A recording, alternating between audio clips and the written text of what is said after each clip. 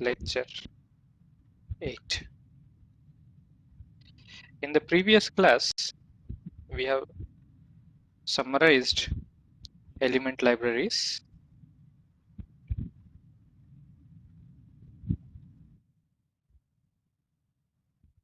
and then we talked about mesh generation,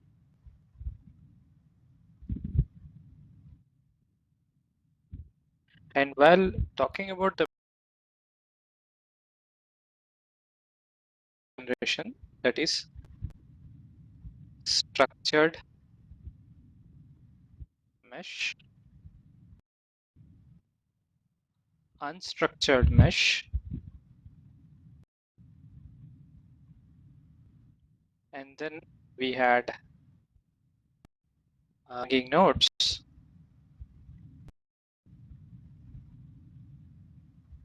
and conformal mesh. And further, what we learned is a mesh consists of, we defined about mesh, and mesh consists of an element connectivity table. And we also showed that when you are having a large number of elements, the storage schemes are quite important. So we talked about storage schemes.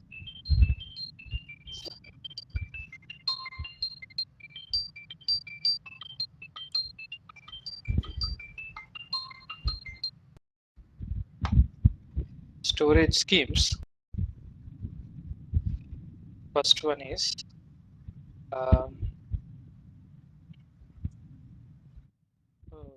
full storage.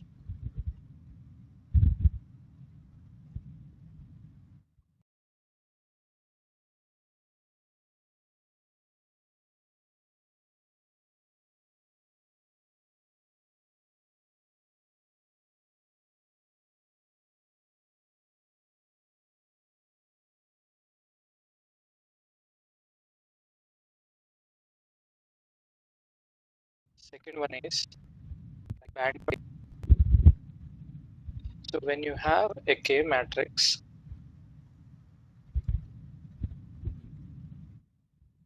which is very big, there will be zeros.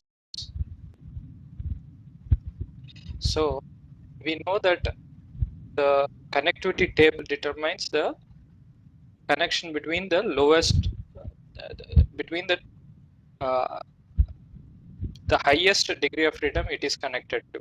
So then we realize that it's only better to store within the banded storage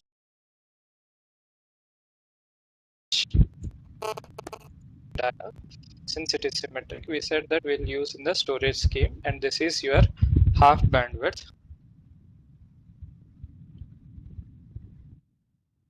However, at times, even the half bandwidth may be sufficiently high in storage. Then we saw an alternative schemes where we will literally count up to the latest non-zero elements, and we will only store up to those things. So that is like Skyline storage. This will bring the requirements of the storage to very minimal. However, so these two are better compared to this one. So full storage will, when the size n is, if n is greater than 10 to the power of 4, then it will tend to be the bad storage if you try to store the entire matrices. So that's the reason the storage schemes are there. And we also showed that by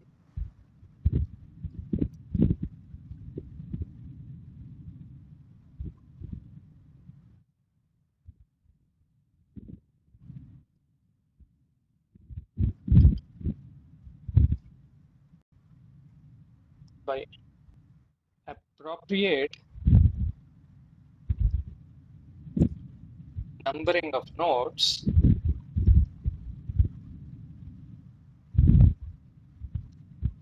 least amount of storage can be attained.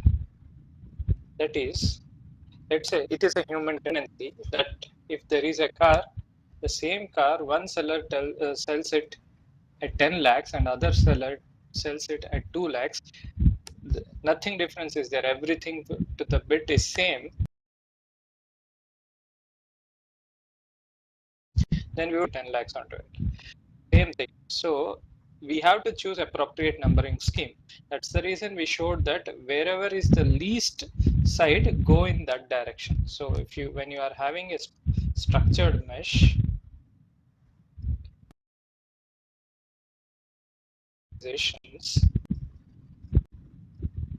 so here you have 1, 2, 3, 4, 5 discretizations are there, here only 3. So it is better to number the nodes in this direction rather than numbering the nodes in this direction. So then this is attained for the kind of structured mesh. But not all commercial software does these kind of things. You will also end up with unstructured meshes. In those things, there are inbuilt algorithms which will optimize the or minimize the bandwidth. So even first they number it when they are meshing it, then they renumber the same mesh in a manner so that the minimum bandwidth can be achieved. It's an optimization problem that goes through within the preprocessor of a finite element processing in most of the commercial software. So in general, there are optimizers are there,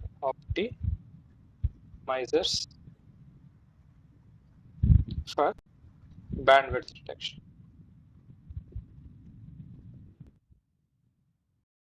In most of the commercial softwares.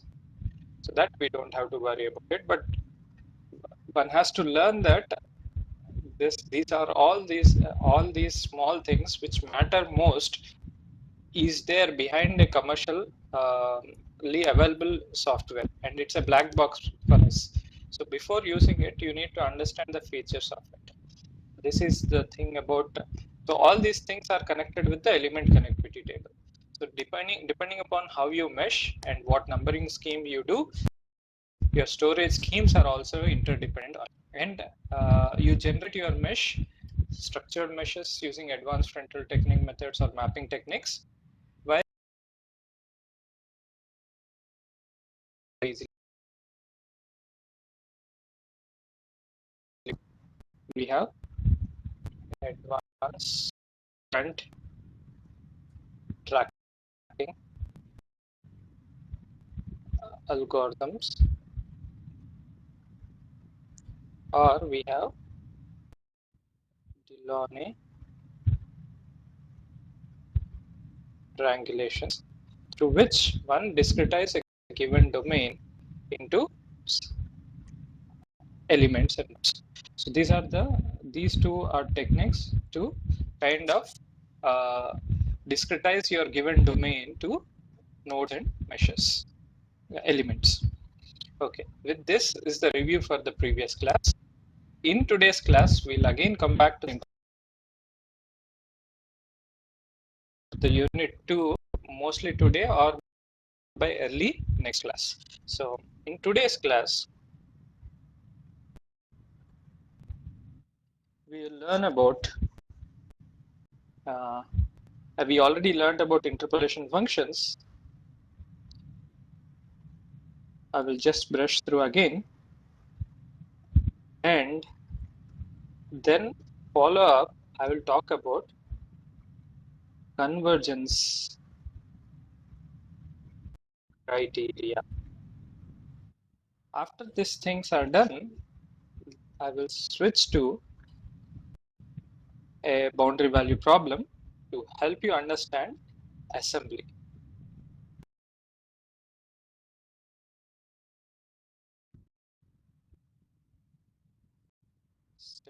This is a bigger topic.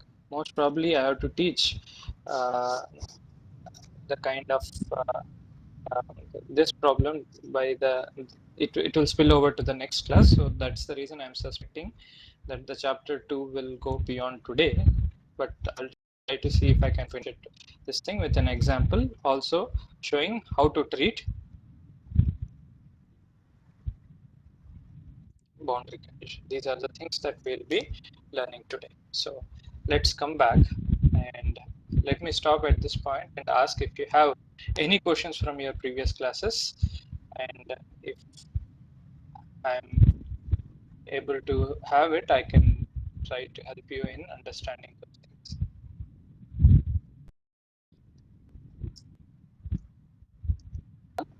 Bar. Okay. Uh, for simplicity, what I will do is mm,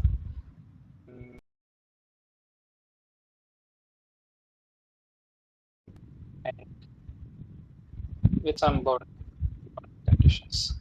Okay, anyway, here at this point of time, I don't need any boundary conditions for here. But anyway, so anyway, I want to I the governing differential is AE b square u by dx square is equals to 0 because there are no boundary forces and there are no body load, and then we take boundary conditions as u is equals to 0.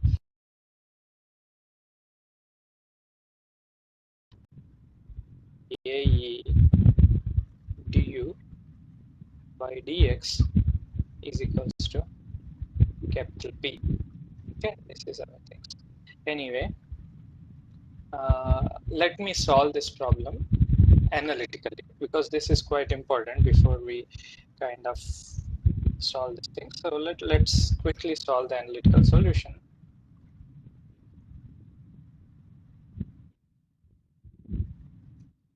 So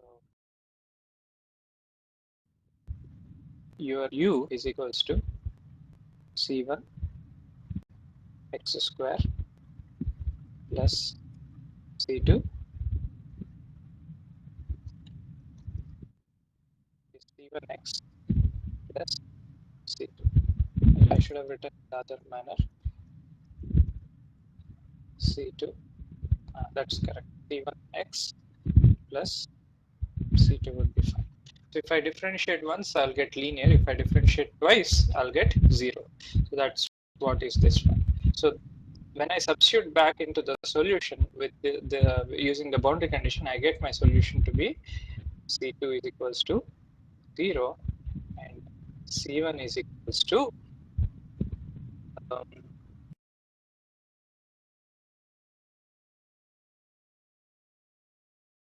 you can write it as into L. Let me just do it.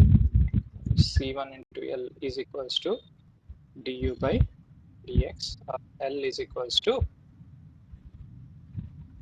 because it is evaluated x is equals to L, is equals to or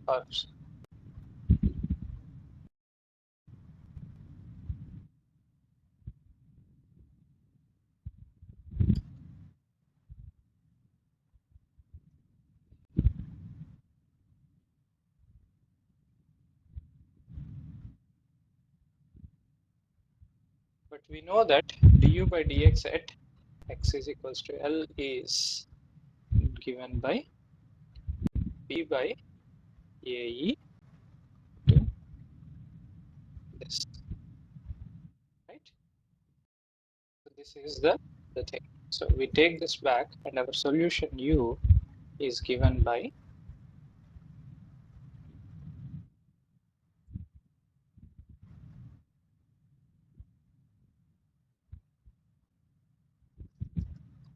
write it in a better form. Ae x by L is our solution, our exact solution for this problem,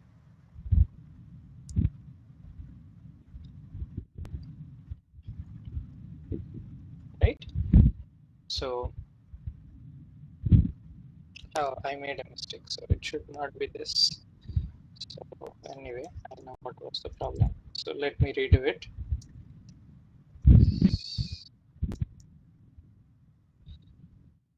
Let me go through it in steady manner. There was some small.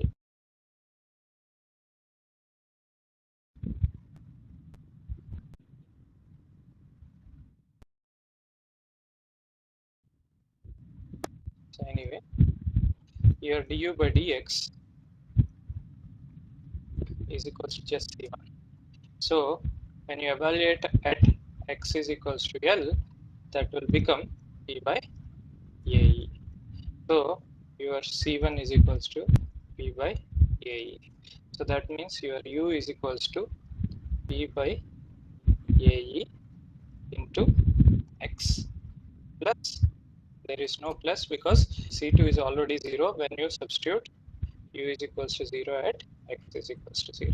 So this is your solution. Sorry about that for earlier mistake. So this is your exact solution. So you have the exact solution. Now let us say that um,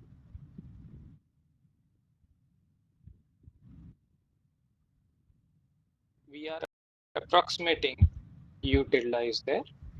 U tilde comma y is equals to, sorry, there is no x comma y. U tilde of x is given by, let's use two noded elements.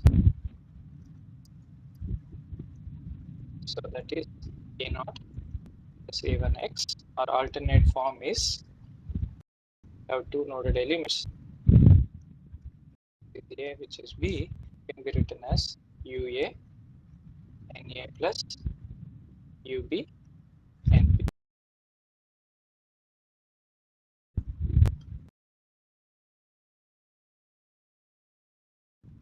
Anyway, it's not the thing. It will also help you in character detail.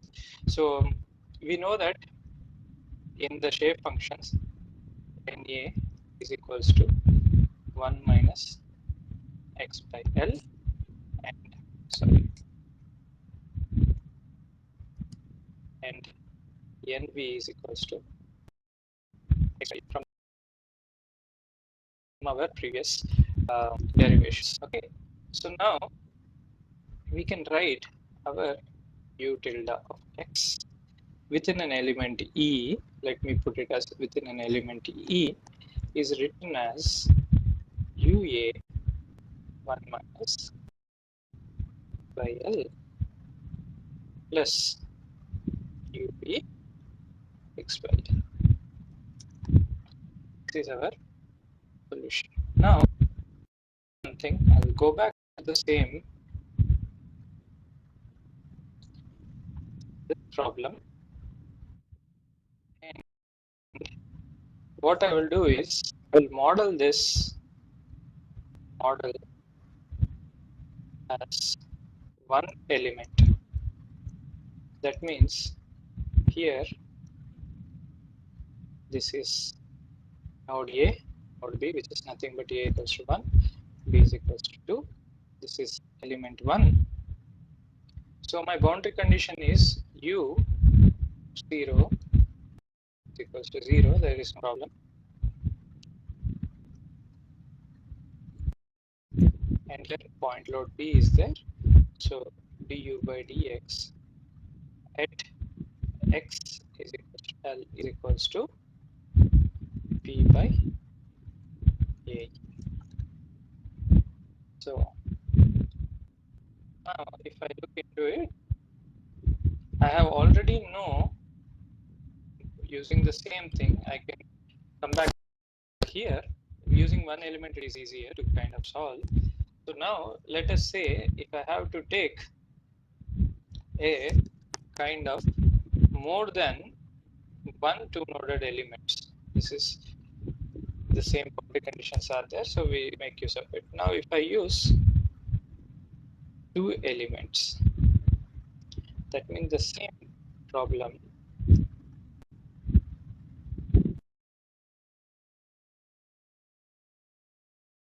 with element 2, this is u of 0 is equals to 0, and this is for the element 1. It is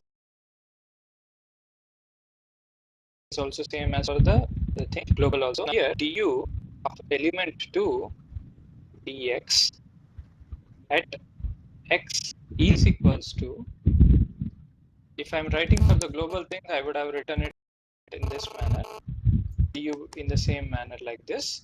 But since if I'm writing it for the thing, this is for the second element.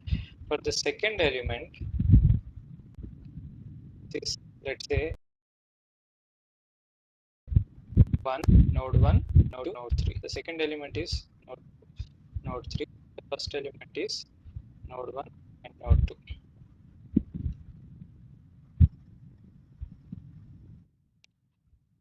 If I'm writing in the local coordinate system, that means that with respect to the element, your xe starts from here, whereas the global x starts from here. So each element has an element xe coordinate system. Here it is 0. Let's say this is L by 2. This is L by 2. So this length will be L by 2. And this length is again L by 2.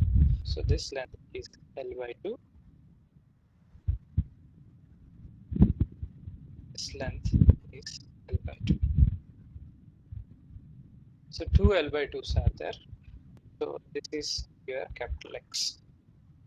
So you can write the same boundary condition as here. For the, if I'm defining the things in terms of local thing, this is due to x at element xe is equals to L by 2 is equals to P by A. This is defining in terms of local system, whereas in the global coordinate system, it is du by dx at x is equals to L is equals to P by E. It's the same thing. This is defining in global. This is with respect to local. Here, because of that, you see the 2 here. Okay, so now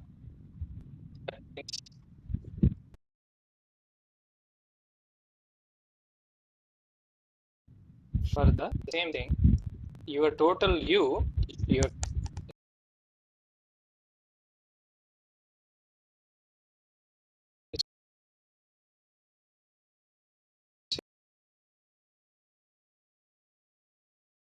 now, so here what we have seen is, in the first case, the first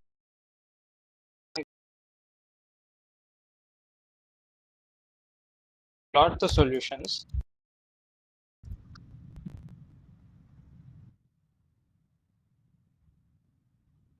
This is the length 0. This is length, let's say L, and this is your u of x or u tilde of x, whichever you want to find u tilde of x's for the both the cases. But anyway, I will try to show it. First, let's plot the analytical solution. The analytical solution says that our analytical solution is given by,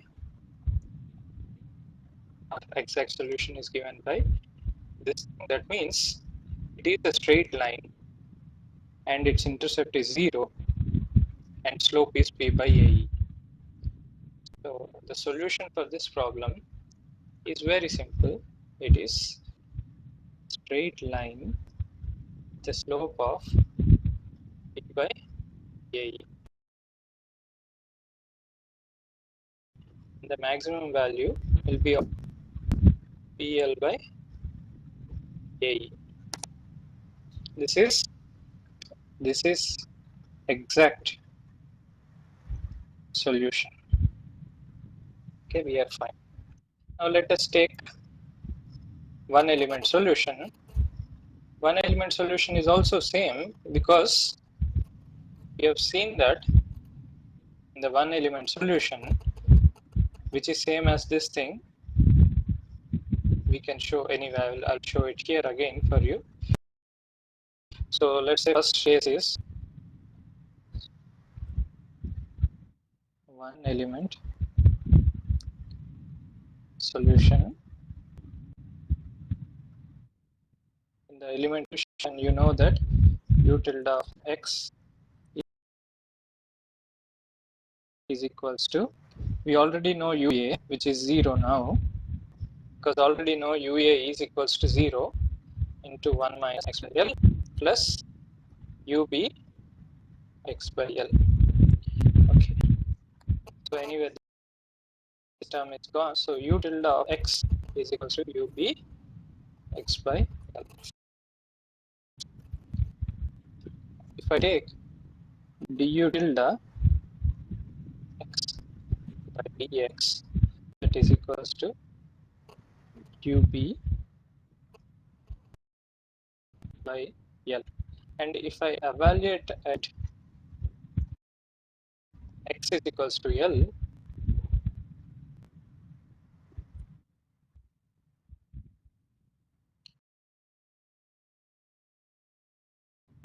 but we know that this guy should be same as p by ae, because that is our boundary condition.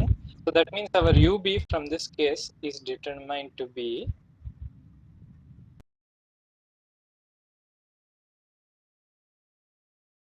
so I take this back and substitute here. So from here I take ub and put it here. That brings me p l by ae into x by l. This l gets cancelled, and this is px by ae. That's the reason I was telling that one element solution, and we take this as one element case. One element solution is u tilde of x is equals to px by ae, and it will also fall same as our exact solution. One element solution. I can show you even with the second case. Why I have taken second case is it will also help me to do the assembly. So let me do it. The second case, it is little bit intricate. So let's do this two element solution. Don't worry, but why they have matched, I'll give you another example where it would not match. So for now, let's take the second case, that is two elements. That is, this is node 1, node 2, node 3, this is element 1, this is element 2. So at this place, u is equals to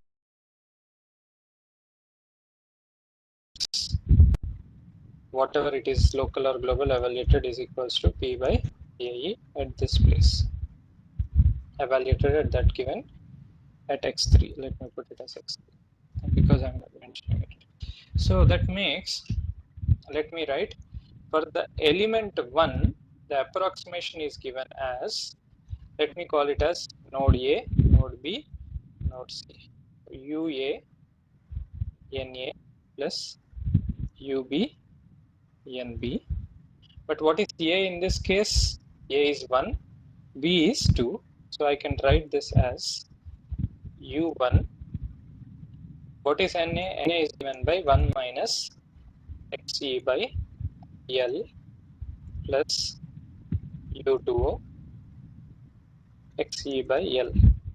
This XE is the element for this given first element. X element 1, this is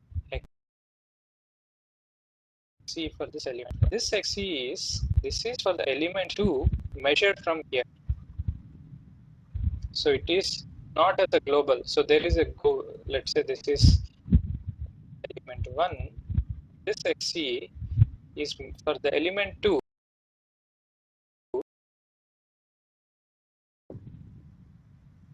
are different. For the element 1, XE is measured from its A. For element 2, XE is measured from its A. So that's the reason these, even though they are written in the as XE, please noted that they are different. Okay, so now we already know that u1 is equals to 0. Why? Because u is equals to 0 means u1 is 0.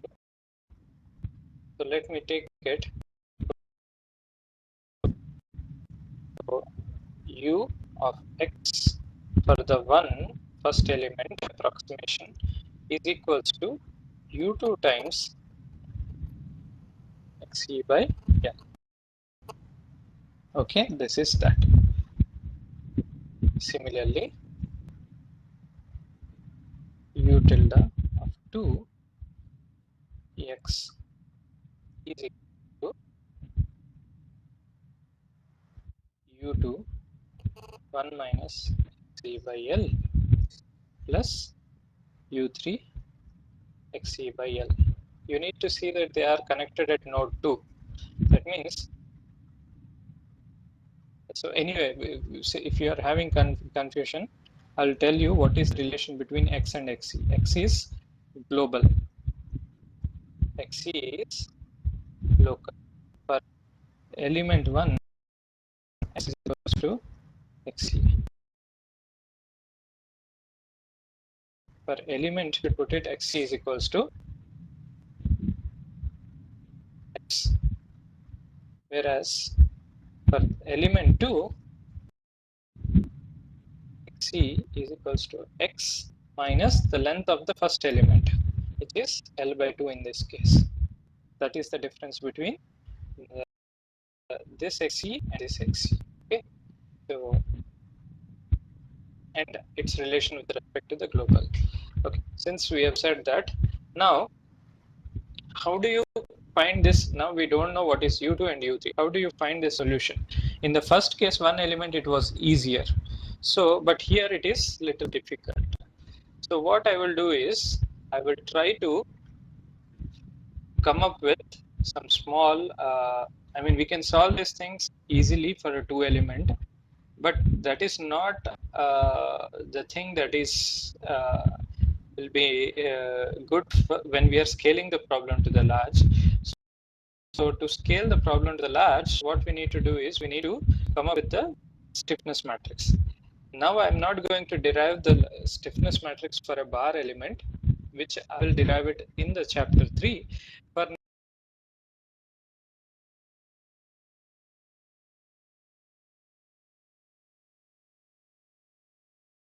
now, I will tell you for a element, you can just as a by l 1 minus 1 minus 1 1, and this is ua ub, and this is equals to fa. This derivation I'll do it in the 3rd chapter, but for now you just good to solve this thing. Reason I need to come to the assembly. So this thing is there. So here this is A, this is B. The displacement at this is given as UA. This displacement is given as UB. Similarly, the force, if there are any point loads acting on this, be FA. A point load acting on this would be FB. Okay. Having this as our template of element stiffness, I can rewrite it for the element 1. For the element 1, it is given as AE by L 1 minus 1 minus 1 1. For the element 1, it is U1 U2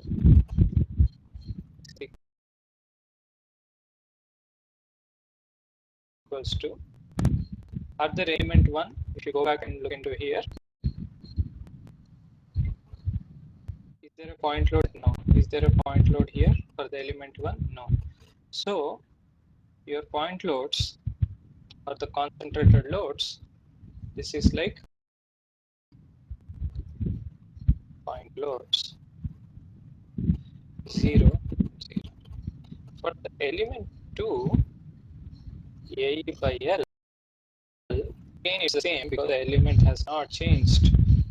Element stiffness has not changed. It would be more or less same thing, but multiplied with U2 and U3 should be equal to, this is still 0, whereas at the node 3 we have a point load of P. So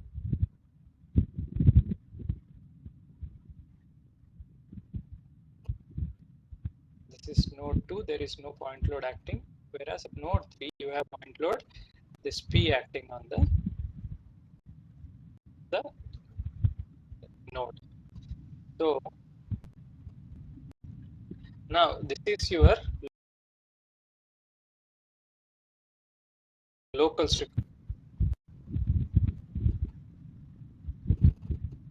of element 1. This is stiffness matrix of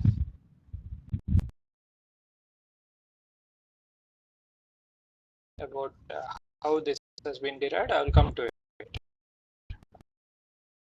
I'll come to it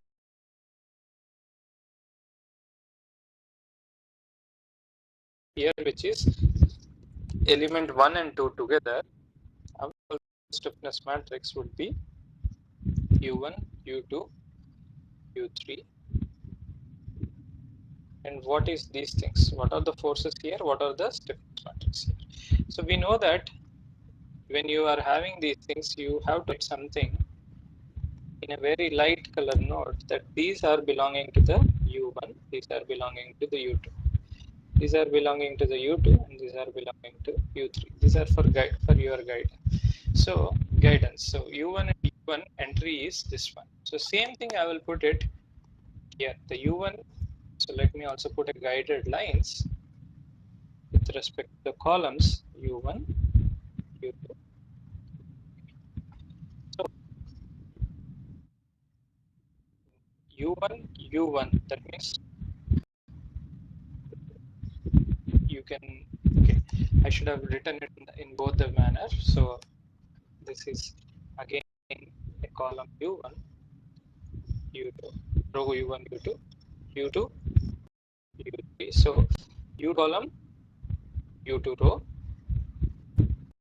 Next, this one U2 column, U2 column, U3 row. U2 column, U3 column, U2 row and U3 row. Similarly, U1 column, U2 column, and U1 row and U2 row. Same thing now I come to here. What is the intersection of U1 and U1? So let us see here. The intersection of U1 and U1 here is given by 1. If I take AE by L common, here L is equals to the length of the element is LE, but we know LE, the length of the element is equals to L by 2. Here is also L is equals to L by 2. If I substitute these things here, I get 2AE by L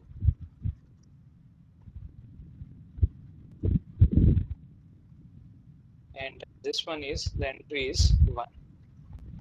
Now similarly, let's see U1 column with a U2 row. So 1 and 2 is -1. U2 column and U1 row. This is equals to 1, sorry, -1, and this one similarly U2 and U2 is 1. That is coming from the first element. Now if I look at the second element also has an entry from U2 and U2. Here also you had a U2 entry and U2 entry. So this entry is only from this element. Now let us do from this contributions would be, which is U2 and U2. Similarly, U2, U3 is -1. and U3, U2. So U3, U2 is -1 and this one. All other entries are zeros. There are no entries with 0. This is the assembly. It's the simplest assembly I can show you. Similarly, the forces in the first one is 0. Second one is 0.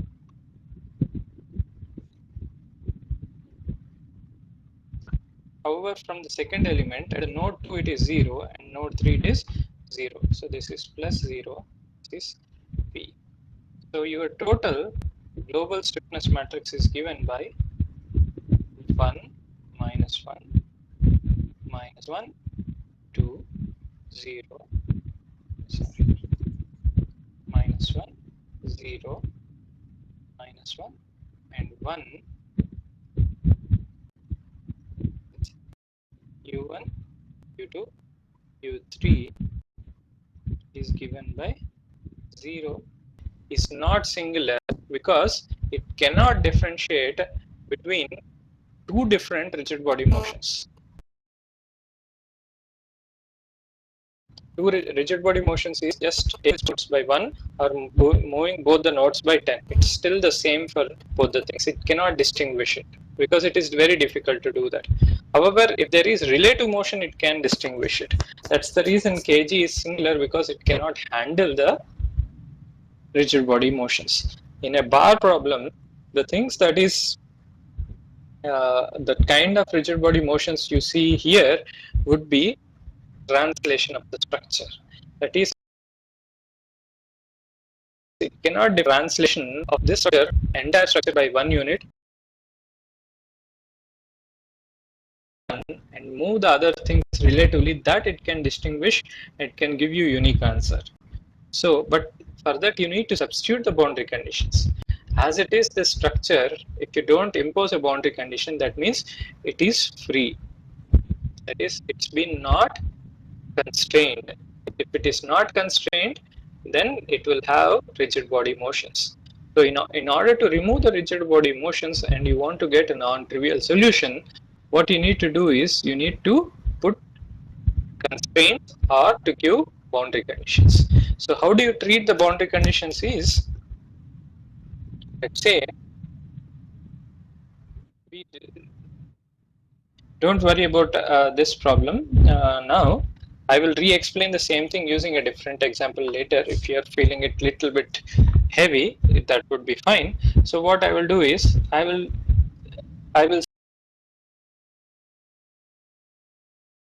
share degrees of freedom into two parts.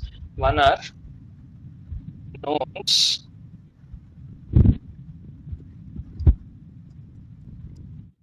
k with knowns, u with unknowns. So I will write all the knowns as u subscript k, and all these are unknowns. So u subscript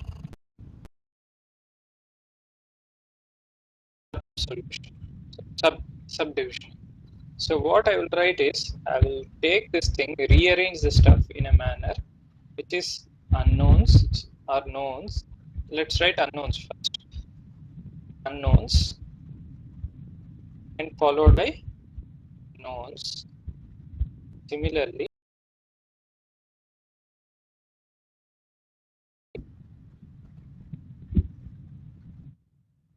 you need to know that k and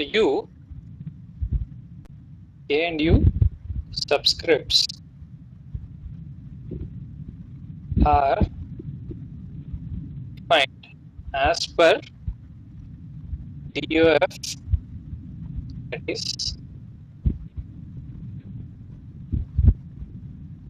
status. That is, do I know the degree of freedom at that place, or I don't know the degree of freedom at that place. So it is not with respect to do I know the force at that place or not. It is, do I know the displacement at that place. If I know the displacement at that place, even the force acting at that place will become known. So that in that manner you have to write it. So if I rearrange it, then it will become, this is my k global. have to rearrange it. For now, my order is unknowns are U2, U3, and U1. This is my order for the current problem. Correspondingly, this is F2, 3 is the corresponding forces for that, and F1 is the corresponding force change here. So for that, what you need to do is you are swapping between. The easiest swap is, first I will do um, for that I need to help you with understanding the things. So let me rewrite it as, I can quickly write it, but I need to also give you algorithm to do the things, right? So the simplest thing I would do is, a simple change would be, I can retain any order. So for now I will retain this one as 3, this was as 2. This is still the list of unknowns. This will help to solve the problem a little bit in a simplistic fashion. So this is 3, this is 2. So how to swap between, here you know earlier it was U1, U2, U3. Now I made U1, U3 swap. In order to make, I did U3, 3 and 1 swap has been done. If the swap has been done, the easiest thing one has to do is go here. Once you have done the change of columns, also change the row. So let's do row swap first. Row swap, row bit swap between 3 and 1. That will give you 0, minus 1, 1, minus 1, 2, minus 1, 1, minus 1, a column swap.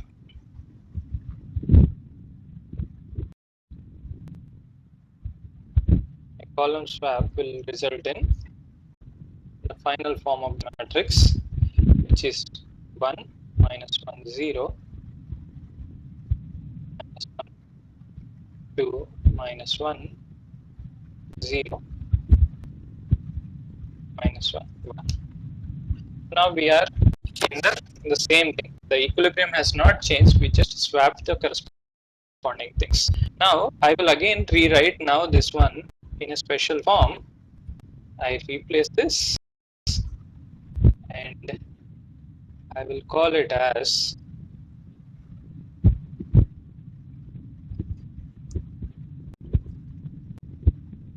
a matrix of K unknown unknown, a matrix of K unknowns and knowns, submatrix of K knowns and unknowns, K knowns and K knowns. Lines again here. This is now corresponding to U3, U2, U1 column. Similarly, this is U3, U2, U1. These yellow lines are only guides. They are not really present there. This is just for your guidance. So now U3, U2 are unknowns. So this guy, this chap, or this block is KUU. Similarly, this guy, this matrix is KUK. Similarly, this chap or this box is KKU. And this matrix, even though it's a single entry, this matrix is kk. That's how we rearranged it. Now, why we have rearranged it, I will show you. Now I will expand the equations. When I expand the equations,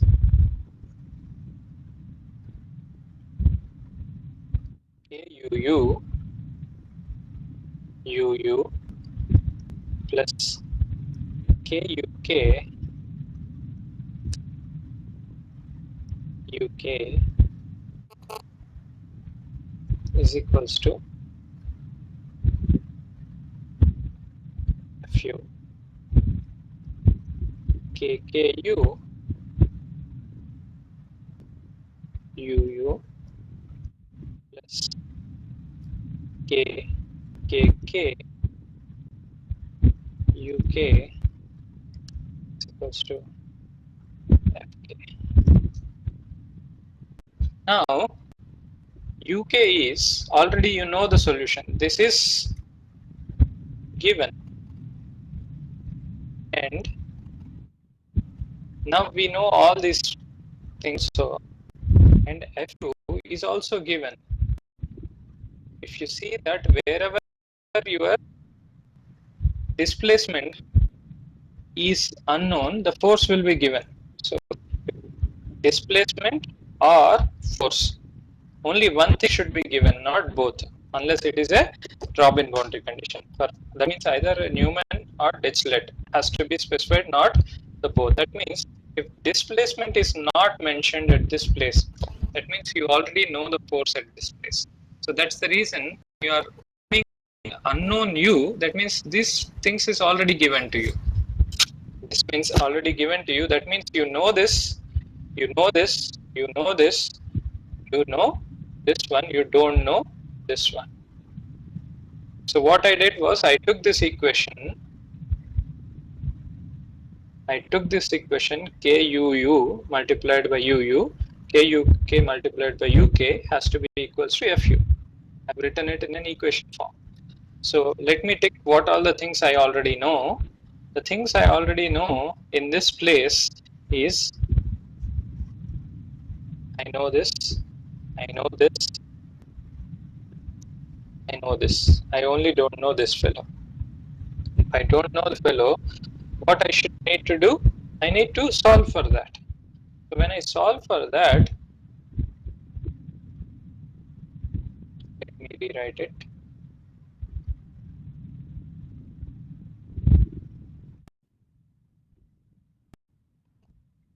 I take this onto the negative side, minus kuk.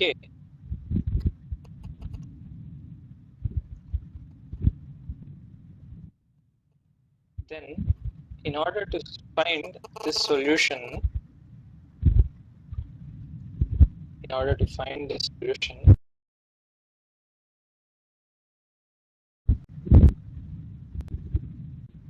uu unknown equals to kuu inverse times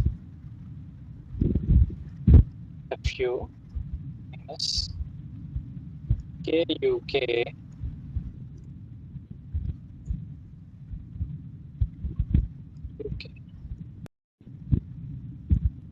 Now you look at it. This is, you already don't know, and you are finding it out through this. In this, everything is known, so you can do that, provided this is not singular.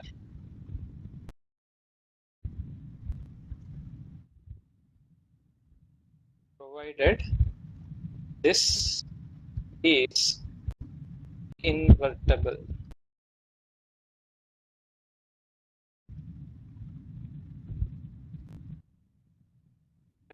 Can I find inverse? Yes, we can find inverse of kuu, but not the inverse of kg. Unlike kg is entire big thing. Kg is this thing, entire thing is kg, which is singular, which cannot be invertible. However, kuu is invertible because you have already removed the rigid body motions. If you have removed the rigid body motions, now the structure is statically stable. If the structure is statically stable, then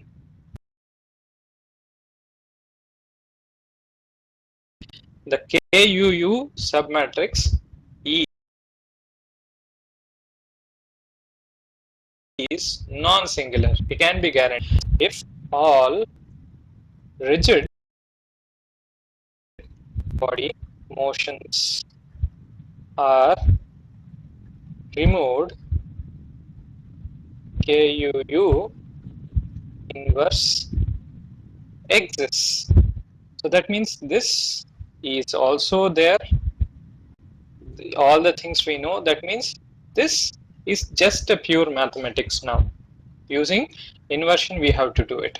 So now let's come back to the second question.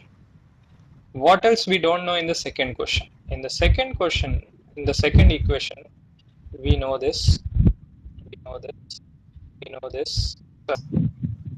0. Second one is 0.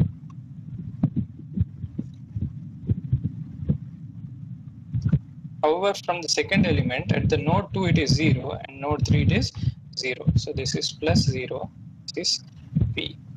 So your total global stiffness matrix is given by 1 minus 1 minus 1 2 0 sorry minus 1 0 minus 1 and 1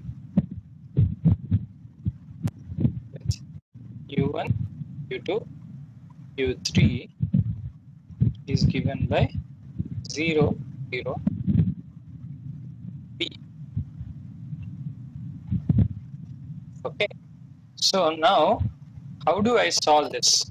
I already know that my u1 is equals to 0. Okay, so how to solve this thing? If I try to invert this, to try to find the inverse of the function, let me see.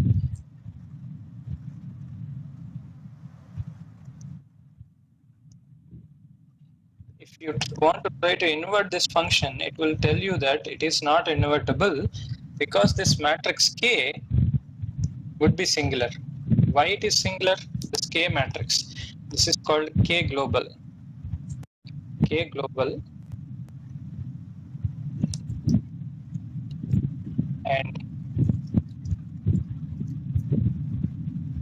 K global times degrees of freedom global is equals to forces acting on the global. This is not element, but after all the elements has been assembled. So this matrix is singular. That means you why it is singular as it is, because there is no boundary conditions in this problem yet. That means in finite element you need to understand that any rigid body displacements can also cause uh, any rigid body any rigid body solution is also solution for finite element, but you need to understand that for the rigid body solution there is no strain. There is no strain, that means there are infinite number of rigid body solutions that causes no strain. That's the reason this K matrix is not singular, because it cannot differentiate between two different rigid body motions. Two rigid body motions is just taking the nodes by one or moving both the nodes by 10. It's still the same for both the things. It cannot distinguish it because it is very difficult to do that. However, if there is relative motion, it can distinguish it. That's the reason Kg is singular, because it cannot handle the rigid body motions. So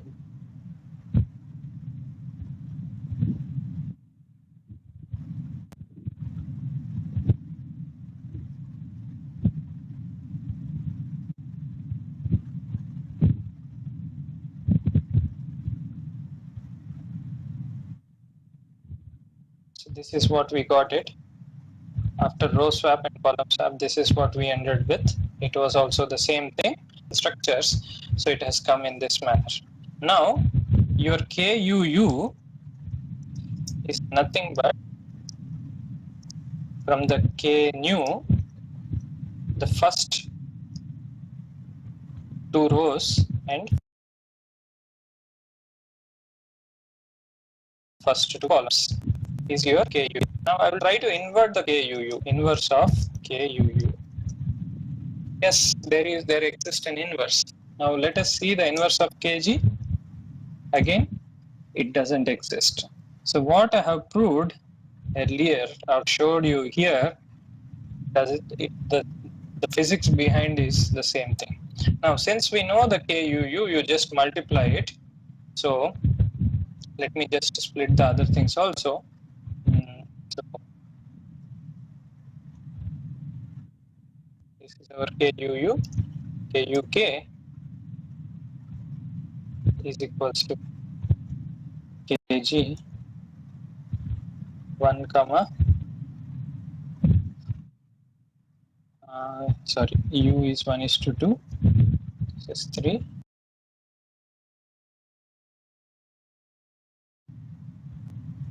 P comma 1:2, and KKK is 3. KG is this one, KU, U this one, KUK is this one, KKU is this one, KKK is this one.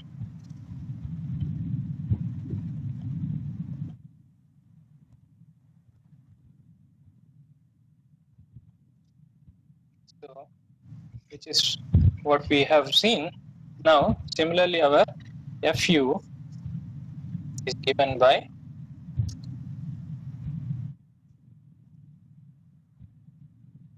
zero and zero, a column vector, and okay, let us see, FU is a little bit different, is 0 and P. For our case it is, so after the swap this should become something like this. This is, after the swap, this is equals to P0 0, right? So sorry, that, so let me call it as, let's say P is equals to 1 in our instance. Fk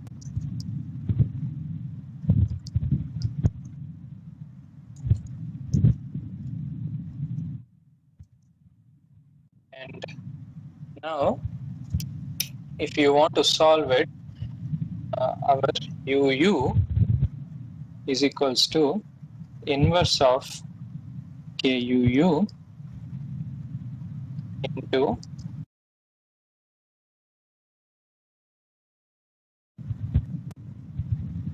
minus KUK star. UK is 0. So in this case, I can directly put 0.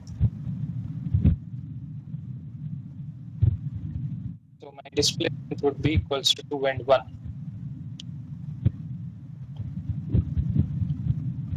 So let me go back.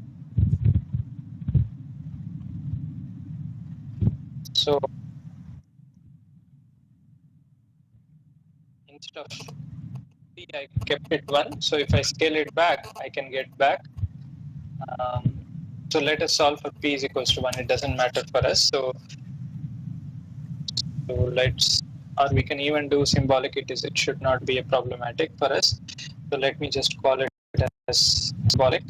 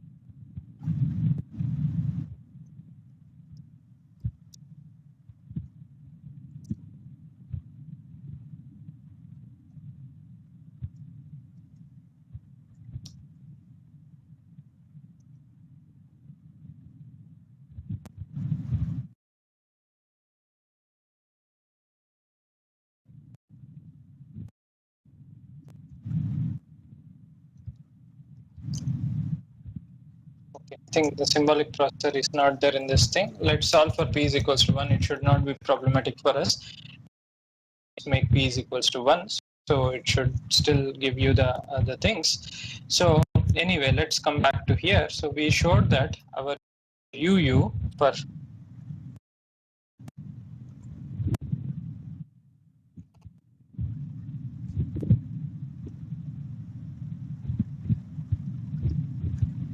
we get UU is equals to 2 and 1, and that means what is UU? UU is nothing but U3 and U2. And similarly, I can show you, anyway, it doesn't matter. Now I got my entire things, and my U1 is already 0. So U tilde of x is given by 2 times of, sorry, so let's do it in this manner. In the first element, x is given by U2 xe by L, that is equals to 1 into xe by L by, this is LE. So the length of the element is L by 2. So this is equals to 2xe by L. And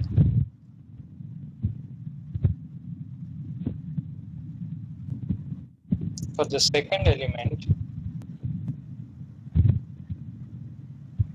it is U2 1 minus C by LE plus U3 xe by LE.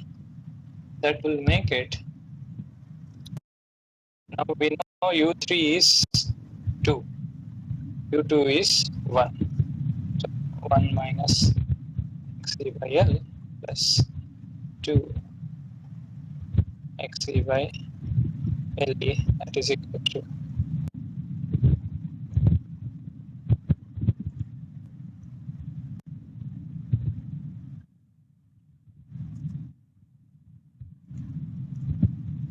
this is my solution for the second problem,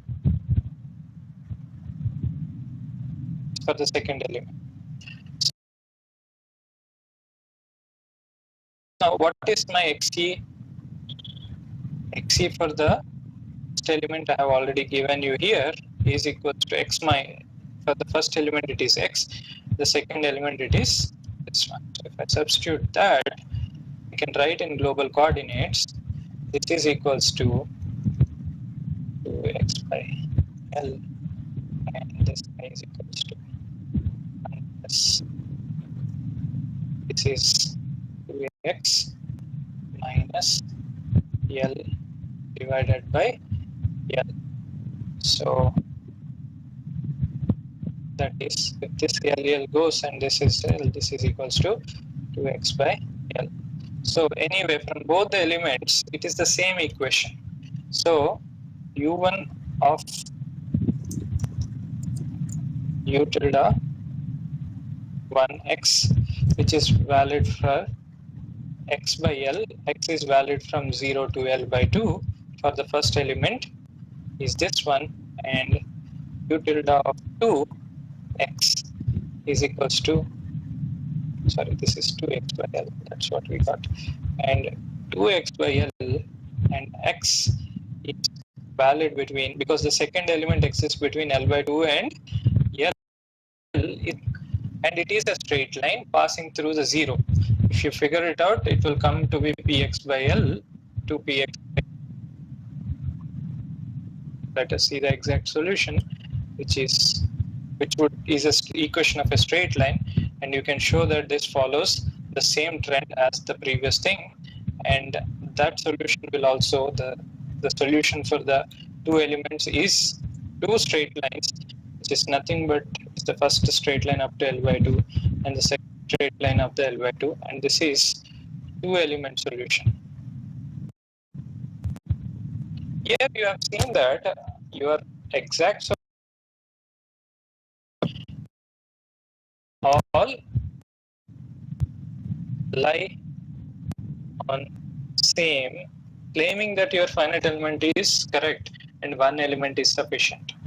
but not necessarily your partial differential equation is of this simplified form. This is only guaranteed in the case where it is only guaranteed in the case you have, we have to start with the differential equation in performed in this manner. But you can as well as have a condition where it is d square u by dx square is equals to some function of x, and in that case it may fail.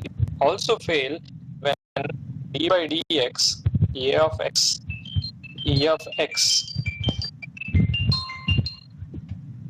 e of x du by dx even with fail, but in these cases the exact solution in the execution may be very different. So let us foresee that thing, write it in this manner.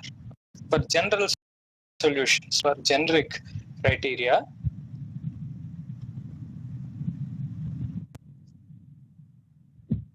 for generic conditions, just a minute, I have to take a call. I think somebody is trying to reach me. I'll just call you back. Which is like d by dx of a of x e of x du by dx plus some p of x is equals to 0 in this kind of complicated scenario. First of all is analytical solution with some boundary conditions is not possible. First of all, even if it is possible, second, even it is possible, it may not be plus, then the one element, two element, multiple element solution will try to help you. So let me show you that thing. So let's say you have, this is your 0 to L, and this is your solution, which is u of x, which is analytical, or u tilde of x, which is, I will tell you first, let me do the let's say analytical solution follows something of this sort. Let's say this is my analytical solution for the displacement. How it has been obtained is immaterial now, but let's say this would be the solution. If I take a one element solution,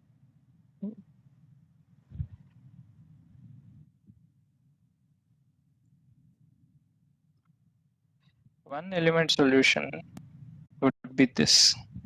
This is one element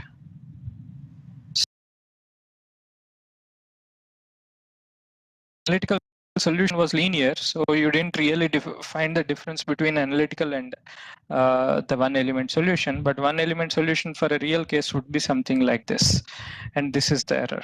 If I take two element solution, the two element solution would be something like this.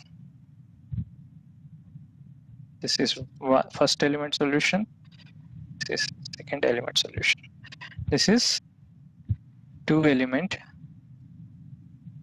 solution. Now I will make n element solution. That means I have more than 10 elements, for suppose let's say 10 elements. So 1, 2, 3, 4, 5, 6, 7, 8. Let's say 9 elements, 9 or 8 elements.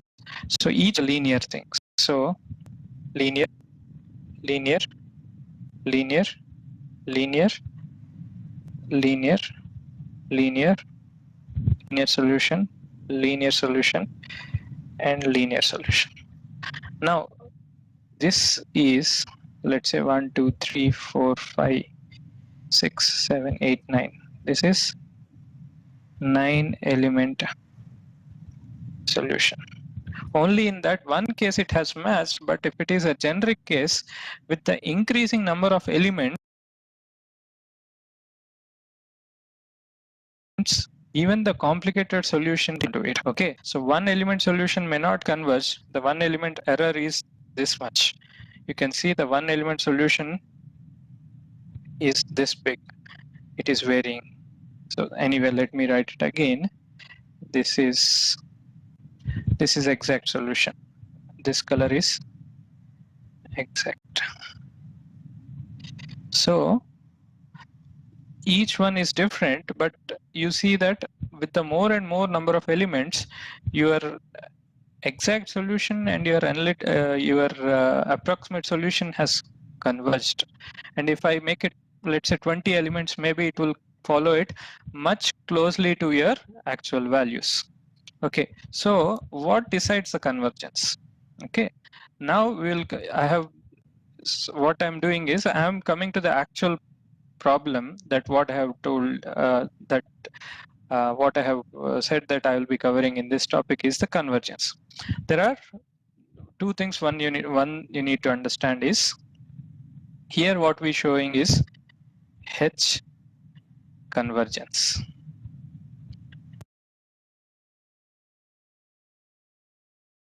In the H convergence, H is the element size. Here the element size H is L. The length of the element is L. Whereas in the second case, the length of the element is L by 2. Each thing is L by 2. I'm assuming that I'm doing equipartition.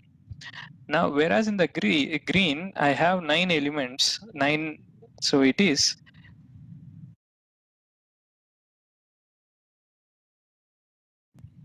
L by 9 is my H, such in this case.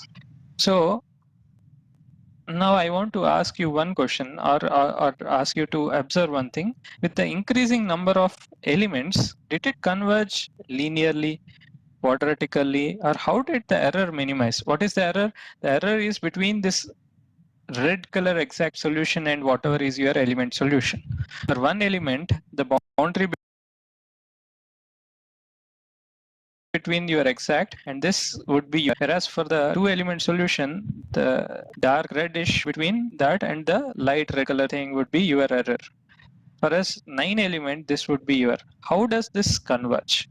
So coming to this actual problem, H convergence, let's talk about it little bit. Okay, and this H convergence is related to your interpolation function, or let us or the choice of the interpolation function, which I'll again take it back the previous one class. So let's see. So let's write in our approximation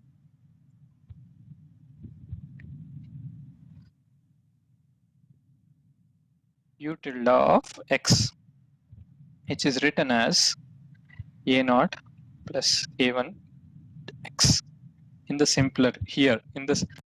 That means I have taken my basis as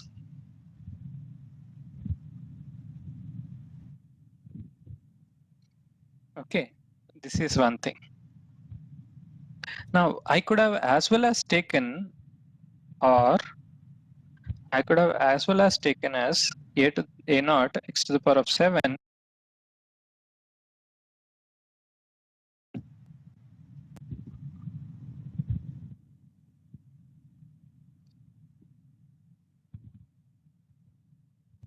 which one is better? This one is better or this one is better? Which one is better? Okay. So to look at that problem, that means we need to see how the error minimizes. For that, my total solution minus u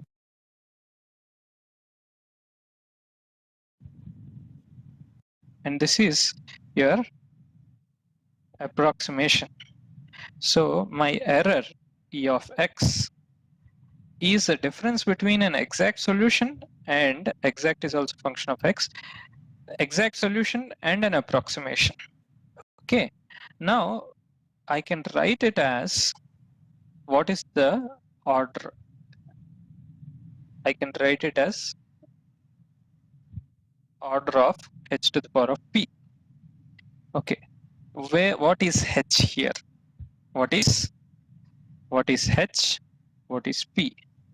H, as we discussed earlier, h is very similar to element size. Okay, that we are saying. Okay, then what is p? P is called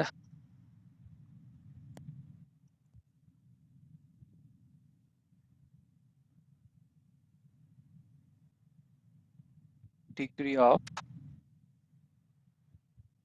convergence.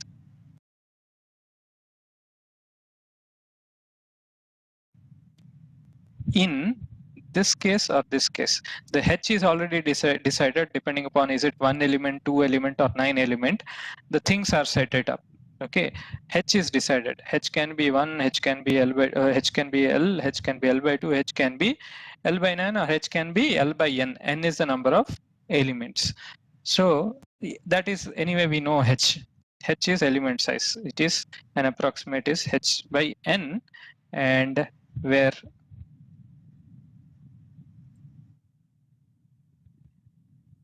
n is number of elements. So, sorry, this is not it is L by n.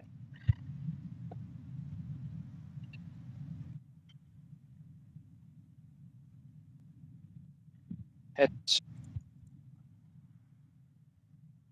L by n. We know h. Now let's define p.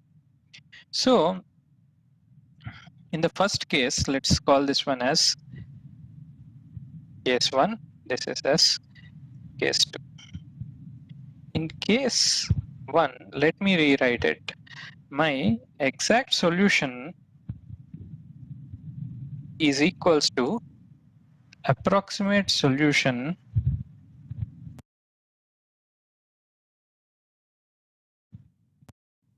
but we know that error is an order of h to the power of p. So in the first case,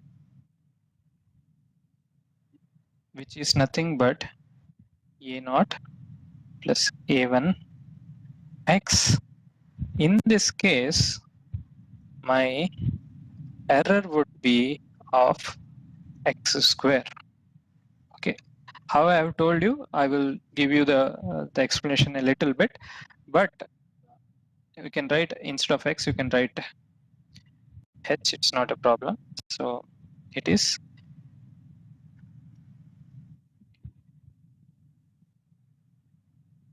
h to the power of 2. Okay, this is case 1. Let's see case 2. In the case 2, u of x is equals to a naught x to the power of 7 plus a1 x to the power of 12 order of h to the power of 1. It is not 7, it is not 12, it is not 8, it is not anything, it is nothing but it is h. That means, now let us see the error terms a little bit. Now, I think you might have all watched this Telugu movie called July, right? I think everybody might have watched it. One thing you should really appreciate that movie, in that movie, is there is this guy hero who is Allu Allu Arvind or somebody, and the other guy is Sonu Sood. The both guys are very brilliant. Let's say our solution u tilde of x is the E of X. He's the error. If you look at that movie, one thing you can realize is both the guys are brilliant.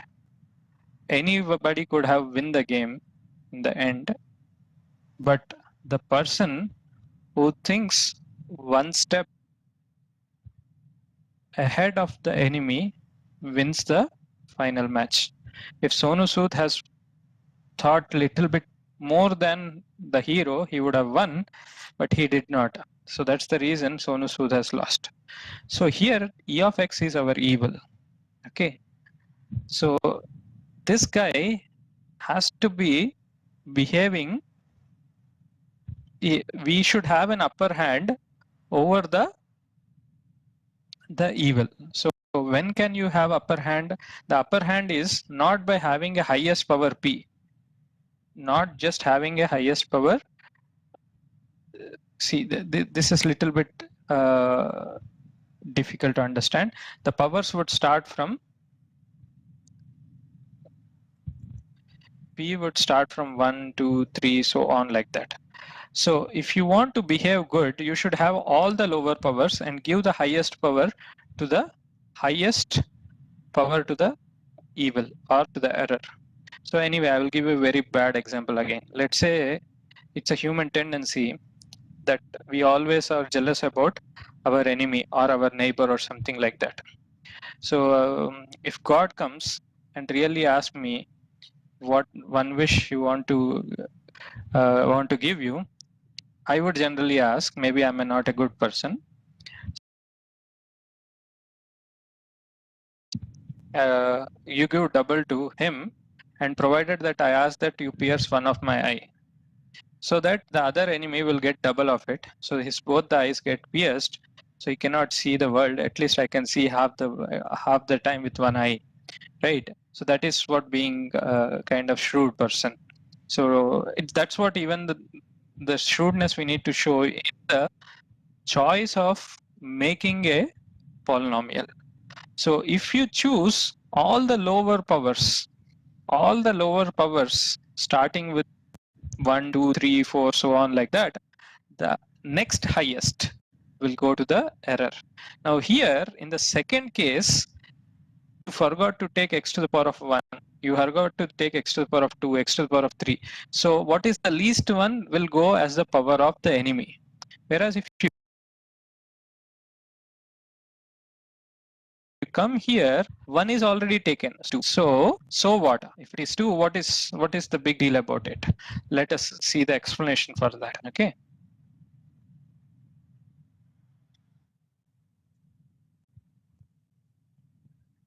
The explanation of that, let me save it before I lose.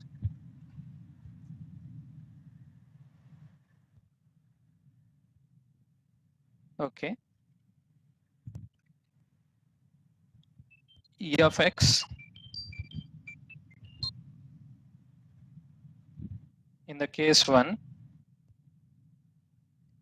is order of h square. In the case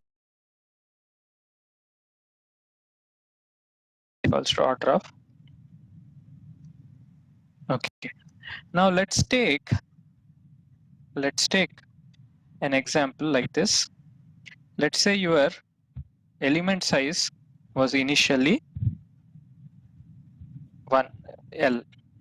Now discretize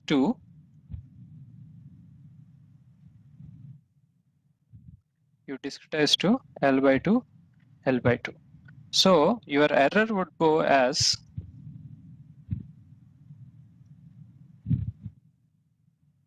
one by 2 to the power of 2, that is 1 over 4. Whereas if you use two elements, it is 1 over half to the power of 1. So this will change as 1 over 2 only. So how the error has grown? By discretizing into the half, you in the first case, your error is shrinking by 1/4, right? Whereas in the case 2, it is only going half. Similarly, if you take it, let's say H in the 9 element case, case, then let's say if it is 1 over 9, 1 over 81, whereas this is 1 over 9. So in the second case, if you are putting 9 elements, it is only decreasing as 1 over 9, whereas in the previous thing, case 1, it is increasing by or decreasing very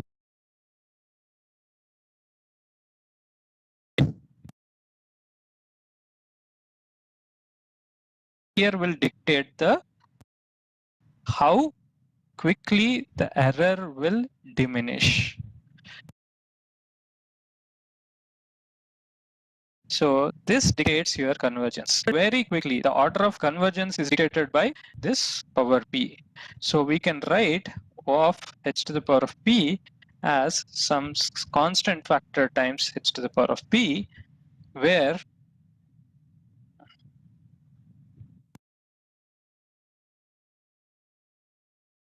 rate of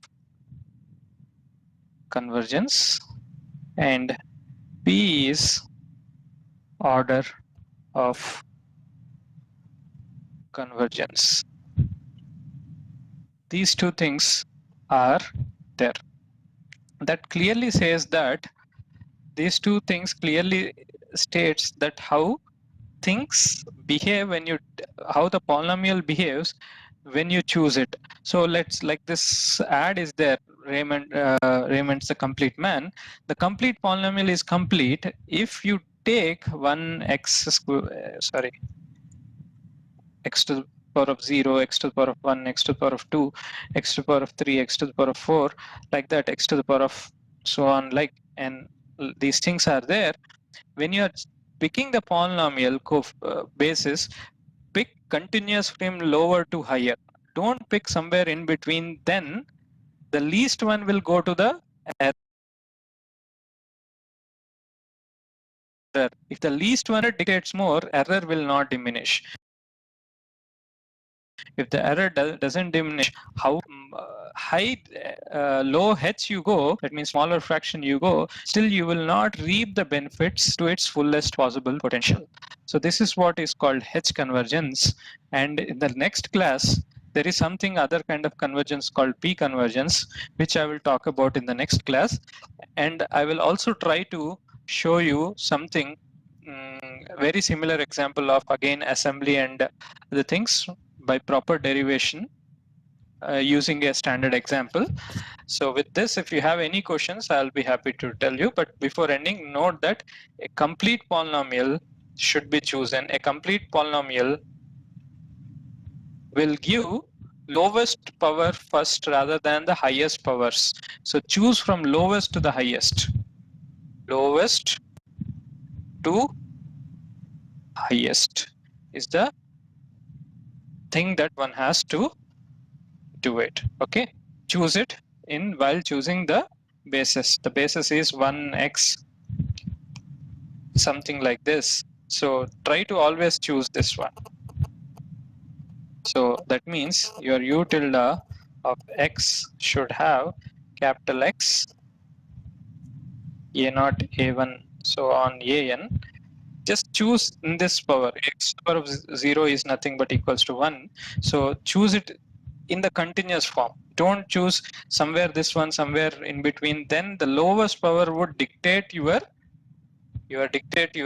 highest, how the error diminishes. So try to choose from lowest to highest. Even in the two-dimensional case, the complete polynomial is chosen in 2D cases. So in 2D or 3D cases, 2D or 3D, how the complete polynomial are chosen? Complete polynomials are chosen using Pascal's triangle, which I have explained in the previous class. So that will dictate your convergence.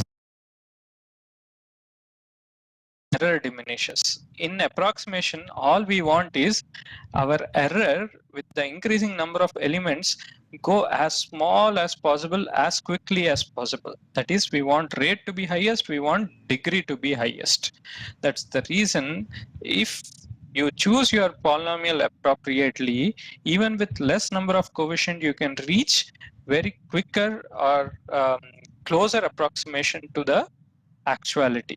So that is what makes finite element very good, because a proper choice will get you as close as possible to the finite element solution. With this, we'll try to end today's class, and if you have any questions, I'll happy to answer you. 3 elements. This is element 1, this is element 2, and this is element 3. Okay, so in all these cases, it's my x. Okay, however, the local coordinate system is different from different things. For this one, for these things, it is, this is A, this is B, this is A, this is B, this is A, this is B. So, but what are ABCs? This is, let's say, node 1, node 2, node 3, node 4. So here A is equals to 1, B is equals to 2. Here B is equal, A is equals to 2, B is equals to 3. This is 3, this is 4. So always local coordinate system is like this. You have A and B, system starts from A. Okay, that means for this case, for the first element, your XE is from here. For the second element, the XE is from here. For the third case, your XE is from here. So these are your local coordinates, and this XE is valid from this point to this point only. This one is valid from this point to this point. This one is valid from this point to this point. So in this case, XE is, let's say each one is L by 3, L by 3, L by 3. So this is same as X, such that X has to be limited between 0 to L by 3. Now what is for the element 2, XE is equals to capital X. Up to here, this is, if you want the point here, this point, it is same as X, but your XE is measured from here. That means you need to remove this length, minus L by 3. And this XE is valid from this point to this point, that is from L by 3 to 2L by 3 of the global. So this is valid from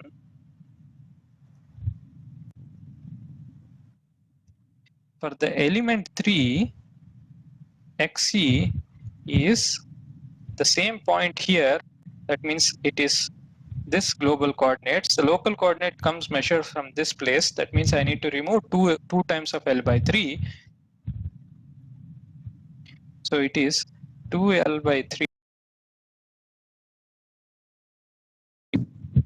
or 3 times of L by 3. I can write it as simply L. So these are called your local coordinates, and it is different for the different element. This is the first element, this is the third element, and its relation with respect to the global coordinates. This is the first question. The second question is, what are the standard textbooks that are the standard textbook that I'll be using in this?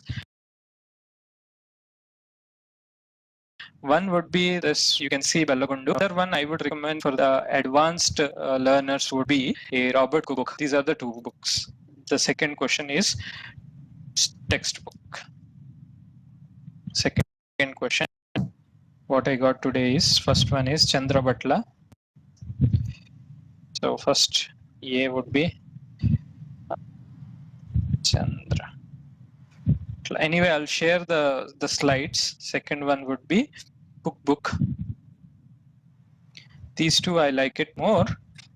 This is for the intermediate learner.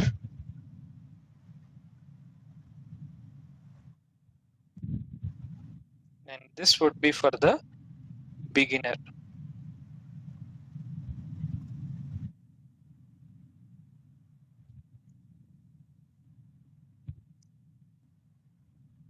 Okay, so with these two questions today, what I got, I'm happy that people are started participating into the discussion. If there are any more questions, please feel free to ask.